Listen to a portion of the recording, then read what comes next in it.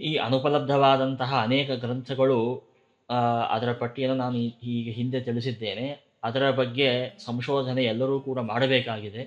ಸಿಕ್ಕಂತಹ ಗ್ರಂಥಗಳಿಂದಲೇ ನಮಗೆ ಎಷ್ಟೊಂದು ಉಪಕಾರ ಆಗಿದೆ. ವ್ಯಾಸರಾಯರು ಬರೆದಿರುವಂತಹ ವ್ಯಾಸತ್ರಯ, ಮಂದಾರ ಮಂಜರಿ, ಪಂಚಕ ಇತ್ಯಾದಿ ಗ್ರಂಥಗಳಿಂದಲೇ ನಮಗೆ ಎಷ್ಟೊಂದು ಉಪಕಾರ ಆಗಿದೆ.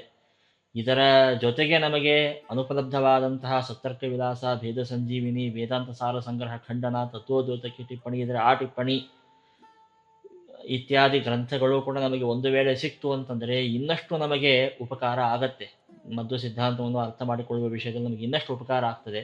ಆದ್ದರಿಂದ ಈ ವಿಡಿಯೋವನ್ನು ನೋಡುವಂತಹ ಯಾರಿಗಾದರೂ ಈ ಗ್ರಂಥಗಳ ಉಪಲಬ್ಧಿ, ಈ ಗ್ರಂಥಗಳ ಬಗ್ಗೆ ಏನಾದರೂ ಮಾಹಿತಿ ನಿಮ್ಮ ಮನೆಯಲ್ಲಿ ಇದರ ಗ್ರಂಥಗಳ ಪ್ರತಿ ಇದೆಯೋ ಅಥವಾ ಬೇರೆ ಕಡೆ ಎಲ್ಲಾದರೂ ಈ ಗ್ರಂಥಗಳ ಪ್ರತಿಯನ್ನು ನೀವು ನೋಡಿದಿರಿ ಅಂತಂದರೆ ಅದನ್ನು ಅವಶ್ಯವಾಗಿ ನೀವು ಕೊಡಬೇಕಾಗಿ ನಿಮ್ಮಲ್ಲಿ ಪ್ರಾರ್ಥನೆ.